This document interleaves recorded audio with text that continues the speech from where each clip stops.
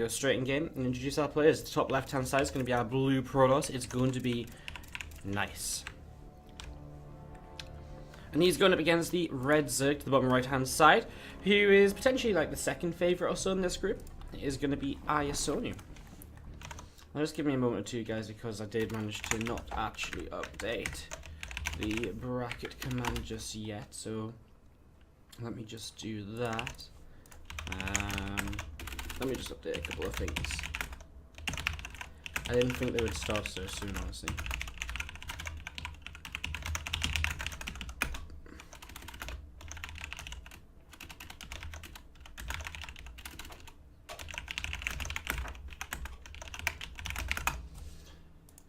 Alright, just a moment. Then we can talk properly about the game. Alright, perfect. So, we're going to kick off into King Stage on Station for our first map of the day here, and it is just going to be very standard sort of, well, hatch gas pool more or less. It was actually, I think, a gas pool hatch, but it's still fairly standard setup for the most part, as we see the hatchery just coming in a bit later. So it's definitely a gas pool or pool first base build order. But then just gets a few Zerglings across the map early, but actually Nice is going to be fine. He actually opened double gateway, which means he does have a lot of adepts to come down early and before next as well. So he's going to have a lot of pressure of his own on the map very shortly, and that's something which iAsonu is going to have to respond to. And it's very smart to kind of keep these Zerglings alive, because the last thing he wants at the moment is to lose these Zerglings already, and then have to remake more Zerglings to just begin defending these adepts in the near future. So keeping those Lings alive is nice. We're going to be seeing the third hatchery coming down. I'm just going to be seeing a few more drones just transfer into the low ground. So still droning for now, but as the first two adepts begin to come across the map, that's when they sort of want to start, you know, that's when iAsonu wants to start maybe making some units. Although that being said, Nice is going to sit in the main base with these couple of adepts. And as he just sits in this main base, he's just going to be sort of, well, actually defending. And I think what's happening here is that we're in a position where actually Nice is assuming that iAsonu is going to play super aggressive like he usually does. He really likes to go for Linkwood kind of base build orders. So the fact that he isn't going for something like that right now really just shows that he's, well, actually even mind gaming Nice to some extent. Because again, Nice sort of sat back very defensively here in the early stages, rather than moving across the map aggressively like he should have done with this build. So Nice just still defending as he goes up into 2 more gates. There's going to be 4 gates in total with this Twilight Council boosting out Resonating Glaives. So he's up to 4 gates in total, and we just see an Overlord off to the side. The Mothership Core just sat out the front as well, and an Overlord to the left hand side also. So everything just getting set up here from Nice in the early stages. So setting all of this up, going to be seeing the leg and be finishing very shortly as well. And a few Zerglings just continue to work their way through those rocks. So rocks going to be going down. And as the rocks fall, we'll be, again, just seeing the map sort of open up a little bit. So seeing the map sort of opening up a little bit, we see the Roach Roaring is down here at the front from iAsonu as well, but he's not really got any Roach production just yet. Okay, he's got a few. So he's got a few on the way. He's started up his Roach speed. No Evolution Chamber, no +1 or anything.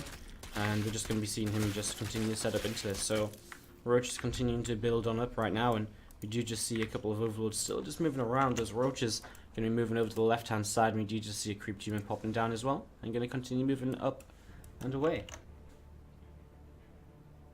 We'll see some adepts just going to be shading on down the left hand side and having a little bit of a look to see what they can get up to. So these adepts just looking to see what's up. Going to be coming across and going in towards the third base here very shortly. So we're going to see what they can do, but a few Roaches actually going to come in and greet these adepts, and the adepts have to get turned away pretty swiftly there, as we see the adepts going up in towards the natural expansion as well, but will not commit, will just stay over to the left hand side. So the Stalker here from Nice just going to be sitting in the wall. Just going to be sat here and sort of waiting to see what's going to be happening next. And again, Nice just sort of getting ready to transition out. He's built a double Stargate, so he's going to go into a lot of Phoenix here. So late at third base, but a lot of Phoenix to pressure with and harass with. As we're going to be seeing those adepts just coming up the ramp, and just going to be seeing them picking off a Zerglin there, and we see some Roaches looking to actually get surrounded on these adepts, but because they can shade away, they're not going to get surrounded. They actually very nearly get caught by these Roaches here, but they're still just about okay over to the left side. He'll shade away once again, this time towards the center of the map.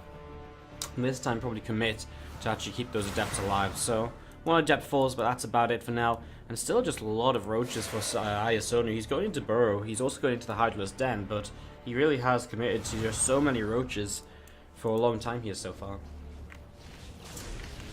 Guys, quickly asking about Bjorn if he's going to be able to, how is he going to play here. He's also played on base trade. He is 100% scheduled to play here in the Leifeng Cup. And as far as I'm aware, he will forfeit in the Elima League if it begins to overlap. So Bjorn's actually in the last 3 matches of the day. But as far as I'm aware, he will just forfeit to the Elima League if he's going to be overlapping with the Leifeng Cup, because the Leifeng Cup is much more valuable to him in terms of prize money and so on. And the organisers have organised it with him and so on. So he's obviously just trying to see if he can win the Elima League before that happens. But, well, we'll see. Roaches do attack, and the Burrow Micro is actually pretty cute to keep a lot of these Roaches alive. When they maybe kind of shouldn't be alive, so that's pretty nice. The Phoenix will lift up quite a few of these Roaches as well. Obviously the Roaches can't really fight back against the Phoenix, but they're still trading pretty nicely actually. Gets rid of this pylon, and actually the third base might just be in trouble, because there's only so many times a set of Phoenix can lift, and while he has gotten rid of a lot of these Roaches, it's definitely not all of them. You can see, even though there's only a few left, it's still enough to sort of begin working his way through this Nexus. So Roaches is going to be starting to work his way through the Nexus there, and just going to be seeing it completing very shortly. More Roaches coming up through the center of the map. And again, just looking to see what's going on. Revelation actually drops down onto those Roaches from the Oracle. The Roaches just continue to join together. See a couple of Phoenixes lifting up. And we see that Nexus continuing to fall. Yeah, it's on about quarter health as we see more Roaches towards the front. And Nice just is continuing to lose units. He just cannot stabilize against this Roach pressure.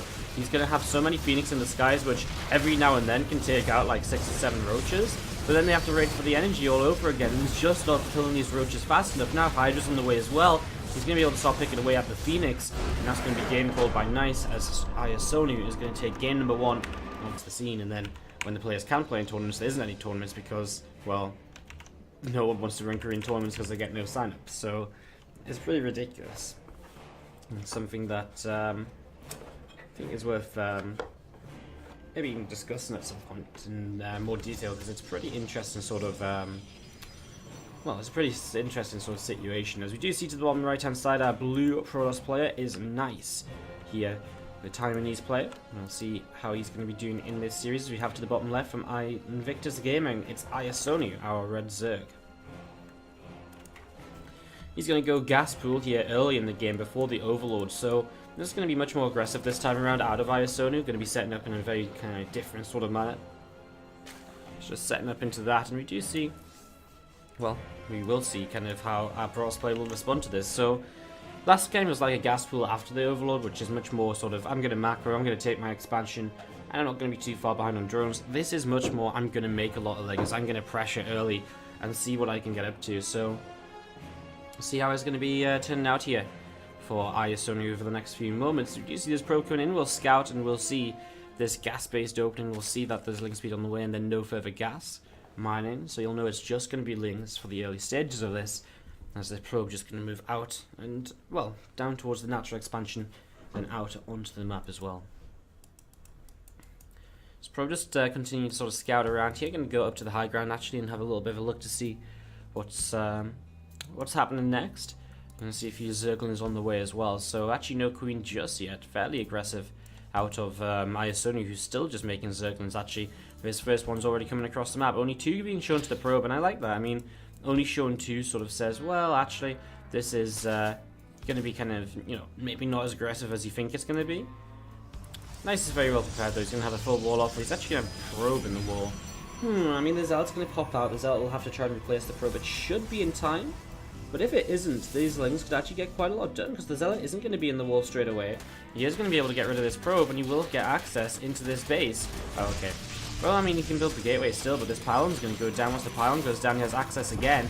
Gateway going to cancel now, so the Zealot can start getting some damage done. Link is going to try and start surrounding that Zealot. It is going to minimize its surface area. Nice, so he's not pulling away his Zergling in time just there, but he does that time. And he is going to be able to kill his Zealot off, but overcharge goes down as link speed kicks in. It is already using up one of his kind of overcharges early in the game.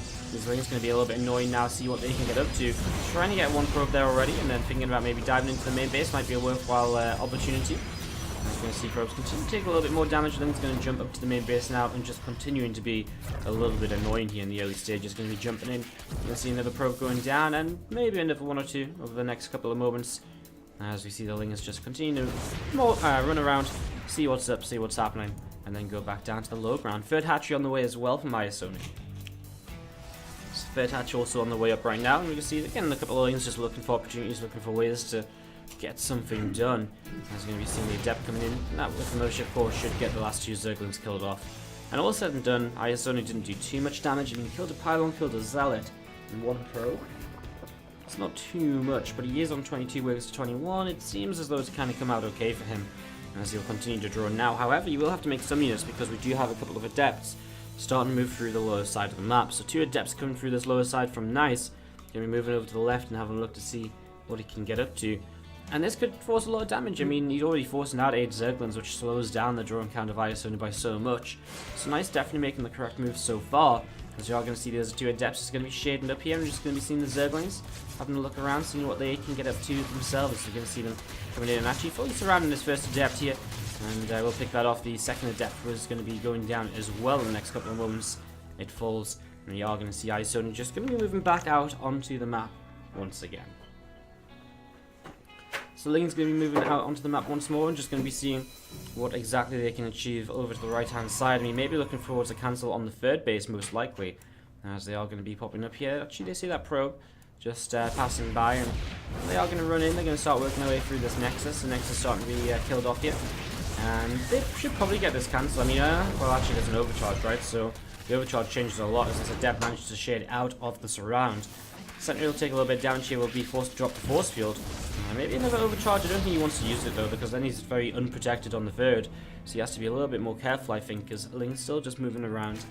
I'm just going to be seeing the Twilight Cancel and the Forge continue to set up here from Nice. So just continue to kind of build up from him. Just continue to set up here in the early stages and see where he can get to. As we're going to be seeing the 3rd Nexus is going to be getting to finish. And the Ling's still just poking the front and seeing if they can pick up any more information. So a few things just sat outside the front. The lair is again on the way, building. Rotron and Evolution Chamber currently on the way up as well from iAsonu, as we are going to be seeing those couple of Adepts from Nice going to be coming over to the left hand side. So they're going to be coming over to the left hand side here. We're going to see some creep teamers just starting to push out onto the map as well. So creep starting to be established out here, and we do see an Overlord from iAsonu just moving down to the lower right a little bit. We're going to see the Rotron is going to be finishing building here in a moment or two. I'm just going to be seeing these couple of Adepts just going to be shading actually over towards the natural expansion. So they're shading over towards the natural, and actually more and more damage being done here. 3-4 workers killed already. Now I'm going to go up to 5-6. It's some really good damage being done here actually. So good stuff out of Nice, just creating opportunities and really punishing iAsonu here for just not quite having any units out. I mean, 2 Adepts shouldn't get this much damage done. You know, maybe they get a couple of drones, fine, but to kill off 8 workers with 2 Adepts is just insane. iAsonu really just being a little bit too greedy there, not enough preparation, as he continues to just add on Knights at home, his protection on the 3rd base. Let's see a few Zerglings going to be coming through the south side and a few more as well, looking to get going as well very shortly. Just going to be seeing Chronogrowth still down on this 3rd Nexus up to the top side. We're going to see these Lings continue to move across from iAsonu as well. So these Lings continue to move across from iAsonu, and we're just going to be looking to see what he can get up to. More Lings coming over to the right hand side, and Roach's Lings still just building up in the early stages. So Roach's Lings still just building up here. We're going to be seeing the Photon Cannon just hitting a few more times onto a few of those Zerglings there. I'm just going to be seeing this Hallucinated Phoenix just moving in over to the left hand side. So Hallucinated Phoenix moving over to the left hand side. You can see the Lings just continue to move around as well, just looking to see what's up. We see a lot of Roaches being made once again, and this time we're going to see some Ravagers coming into play. So it's going to be kind of a Ling Roach Ravager attack in the very near future. iAsonu is already cutting drones, making purely Lings off of the +1 melee upgrade. And he's just going to be reinforcing here, and he's just going to keep on adding in Ravagers as well. Taking down these rocks to begin with to sort of shorten the reinforcement distance. Not sure how important that's really going to turn out to be. Feels as though it would just be faster if we just go through the top side, because, you know, once this attack is done, it's going to be Lings reinforcing anyways, and they're going to be pretty quick. So I don't really know if he needs to necessarily break through these rocks. Hopefully he's not going to break through the second set of rocks. Hopefully he'll just go sort of straight on through. As we actually see in the middle of the map, Nice moving out, and that's not a good sign for him. If iAsonu is preparing to be super aggressive and you're moving out towards the middle of the map, it's not looking like a great situation. That being said, there is the Mothership Core, and so he has got a recall available as these Lings are going to start coming in. The Mothership Core is actually out of position, and we could just see some corrosive ballots actually stop that Mothership Core from ever really kind of getting the recall off. It depends if you can guess where it's going to be, which he can't, but at the same time, he just kills so much before the recall goes home. You know, we saw, what, 6-7 sentries moving out onto the map. Only 2 of them remain at home with that army now. 4 more get warped in, but that's not really that many already. Zergling's coming in from the south side and from the north as well. The last few force fields already being used up as these Ravagers will begin to pop the force fields and just open up access to this army. And the force field's just not going to do enough, not just yet. We will see for now. Itachi will survive on the third base, but the Ravagers will just turn around. They'll go towards the natural instead. Corrosive Bow's going to help to bust through this so the Lings get access. And the Ravagers still just enough from below ground with reinforced Lings to keep this army pinned back. As Lings streaming towards the main, they're streaming towards the natural, and iAsonu puts himself very, very far ahead now in game number 2. And looks as though he's going to be taking the first series of the day 2-0, because honestly, when you're losing this many probes in your main, you can't clean it up. It is just going to be GG. There's no way for Nice to defend that and recover at that